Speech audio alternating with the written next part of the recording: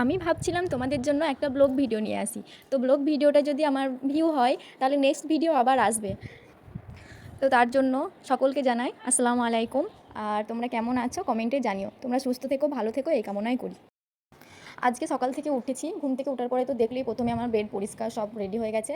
তারপরে আমি চলে এসেছি ঘর মুছতে। তো ঘর মোছামুছি প্রায় কমপ্লিটের কাছাকাছি হয়ে যাচ্ছে। সবাইকে একটা কথাই বলি, সবাই সুন্দর করে সংসার করো, স্বামীকে, শাশুড়িকে, বাড়ির ফ্যামিলিকে সকলকে ভালোবাসো, দেখবে দিন সুন্দর কাটবে। না মনে কোনো হিংসা করো না, কিছু করো না, সুস্থ থেকো, ভালো থেকো সবসময়। এটাই দেখবে নিজের মন ভালো রাখবে, সব কিছু ভালো লাগবে। দুনিয়াতে ভালো থাকা ছাড়া আর কিছু নেই। তুমি দেখো টাকা পয়সা, যার টাকা আছে সে হয়তো মনে শান্তি নেই, কারো টাকা নেই, সে ভাবছে আমার যদি 10 টাকা থাকতো, 500 টাকা থাকতো, তাহলে আজকে আমি কত সুখী হতাম। এইগুলো ফালতু কথা, কি বলো তো? টাকা পয়সা থাকা আর না থাকা সেটা কোনো ব্যাপার না। নিজেকে ভালো রাখার চেষ্টা করো, দেখবে সব ভালো থাকবে। জীবনে কি আছে বলো? জীবনে কিছু নেই। জীবনকে ভালো রাখতে গেলে সব কিছু সহ্য করতে হয়, কিন্তু তাই বলে হাল ছেড়ে দিলে হয় না। আর আমি সবসময় ভাবি যে নিজেকে ভালো রাখবো, সকলকে ভালো রাখবো, আর সকলকে ভালো রাখলেই তো নিজেকে ভালো রাখা হয়, তাই না? আর দেখো কথা বলতে বলতে কত কাজ করে ফেললাম। আর কাজ করতে করতে দেখো আজকে আমি ছাদে এসেছি জামা কাপড় মেলতে, কাঁচা হয়ে গেছে আজকে। তো দেখলে ড্রাগন ফুল হয়েছে আমাদের গাছে। ড্রাগন ফুলটা যখন বড় হবে তার জন্য তোমাদের জন্য একটা ভিডিও নিয়ে আসবো। এখন জামাগুলো সুন্দর করে ঝেড়ে ছাদে মেলে দিচ্ছি। ছাদে মেলে দিলে কি বলো তো, শুকিয়ে যায় তাড়াতাড়ি। আর নিচেতেও তার আছে, কিন্তু ওপরে আসতে হয় কষ্ট করে, কিছু করার নেই, কষ্ট তো করতেই হবে, কষ্ট করলেই তো কেষ্ট মিলবে না। দেখো আমি ভিডিও করি, তাতে আমার কোনো মানে এই জন্য ওই জন্য সেই জন্য ভিডিও করছি, কে কী বলছে না বলছে তাতে আমার কোনো আপত্তি নেই গো। আসলে কি বলো তো, দেখো আমি ভিডিও করতে করতে তোমাদের কাজগুলো সেরে ফেলছি, সরি তোমাদের নেই, আমার কাজগুলো সেরে ফেলছি। আর কাজগুলো হয়ে গেলে তো আমারই ভালো, আর ভালোই তো লাগে ভিডিওর মধ্যে কাজ করতে, তার সঙ্গে তোমাদের সঙ্গে শেয়ার করছি, গল্প করছি, আমার টাইম কেটে যাচ্ছে, এতে আমার নিজের ভালো হচ্ছে, তোমাদের তো ভালো হচ্ছে না। তোমরাও নিজেরা ভালো ভিডিও করো, সুন্দর করে ব্লগ ভিডিও করো, ছাড়ো, দেখো মন ভালো থাকবে। ভিডিওটা যারা দেখছো তারা আমার চ্যানেলটাকে সাবস্ক্রাইব করে দিও। বোন, ভাই, দাদা, দিদি, মা, কাকিমা যারা আছো সকলকে বলছি, তোমরা সকলে সুস্থ থেকো, ভালো থেকো, তোমাদের জীবন সুন্দর করে কাটুক, এই দুয়াই করি সব সময়। আজকে আছি বোন, কালকে মরে যেতেও পারি। আজকে যারা ভালোবাসতে কালকে তারা ভুলে যাবে। কি হবে বলো দুদিনের দুনিয়াতে? কিছুই হবে না। সকলের সাথে ভালোভাবে থাকো, সুস্থ থাকো। কি বলবো বলো? দেখো আমাদের গাছে একটা উচ্ছে ধরেছে। আর ছাদে চাষ করলে আজকে কি বলো তো, আগেকারের দাদি নানিরা যখন রান্না করতো তখন খাবারের স্বাদই অন্যরকম ছিল, কারণ তখন মাটিতে সার এইসব উল্টো পাল্টা জিনিস কিছু দেওয়া হতো না। আর এখন এত সব ডুপ্লিকেট হয়ে গেছে, সব খাবারেও যত সুন্দর করেই রান্না করো না কেন, কোনো স্বাদ নেই, কিছু নেই, কোনো কিছুই পাবে না। আবারও কথা বলতে বলতে আমার সব কাজ ওদিকে হয়ে গেছে, এবার আমি রান্না চাপাতে এসেছি।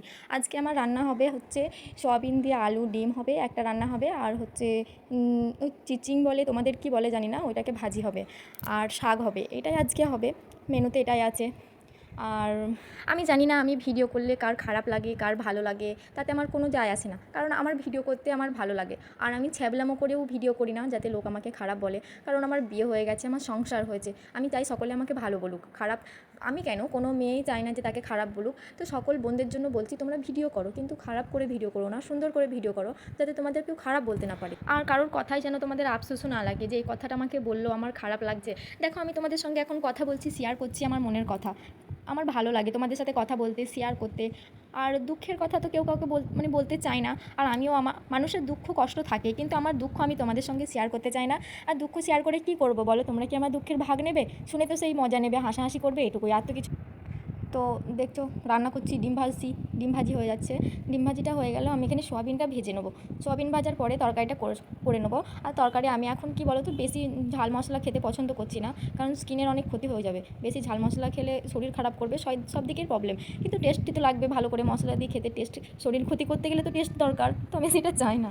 আর আমি তোমাদেরকে একটা কথা বলি, আমার মানে আমি বিয়ে করার পরে যেসব এই ভিডিওগুলো দিচ্ছি যে ওই চাই, আমার ভিডিওর সঙ্গে কোনো বাস্তবতার মিল নেই। আমার ভিডিও করতে ভালো লাগে তাই আমি ভিডিও করি। আর তোমাদের ভালো লাগলে আমাকে বলো। আর আমাকে দেখা হলে অনেকে বলে যে তুমি ভিডিও করছো বাবা, এই তুমি বউ হয়ে কী করে ভিডিও করো, এগুলো অনেকেই বলে, কিন্তু শুনি কিছু মনে হয় না আমার অত। যাই হোক ওইসব ছাড়ো, তোমরা ফালতু কথা বলার দরকার নেই গো। আর এখন আমি সোয়াবিনটা ভেজে নিচ্ছি, সোয়াবিন ভাজা হয়ে গেলে এখন রান্নাটা কমপ্লিট করতে হবে। তো তোমাদের সাথে কথা বলতে বলতে দেখো আমার রান্নাটা কমপ্লিট হয়ে গেছে। সোয়াবিন আলু তরকারি কেমন হয়েছে দেখতে কমেন্টে বলো। আর এটাতে আমি ডিমটা দিয়ে দেবো, তোমরা বলবে যে একটা ডিম রান্না করছো, কারণ দুপুরে আমি ডিম খাই না, আর আজকে মাছ হয়েছে আমাদের জন্য, বরের জন্য ডিম হয়েছে, ও ডিম খেতে পছন্দ করে, আমি তো ডিম খেতে একদমই পছন্দ করি না। আমার সব কাজ কমপ্লিট হয়ে গেছে। তো আমার একটা অভ্যাস খুব খারাপ আছে, দেখো আমি মানে রান্না করতে করতে এই যে মোছামুছি করি, এইটা মানে আমার ভালো লাগে, পরিষ্কার থাকলে পরিচ্ছন্নতা থাকলে আমার এগুলো পছন্দ হয় দেখতে। আর এগুলো শিখিয়েছে আমার বর, আমাকে শিখিয়েছে। আজকে আমার মানে সকাল থেকে দুপুরের পর্যন্ত কাজ কমপ্লিট। তো এখন আমি স্নান করতে যাবো। তো ভাবছি আজকে শাড়ি পরবো না নাইটি পরবো। শাড়ি পরতে ইচ্ছা করছে, তো অনেকদিন শাড়ি পরিনি। চলো আজকে স্নান করে এসে আবার কথা হচ্ছে, টাটা। কাজ শেষ করে চলে এলাম ওপরে। পরিষ্কার ঘর আর গোছানো রান্না দেখলে মনটা অন্যরকম ভালো হয়ে যায়।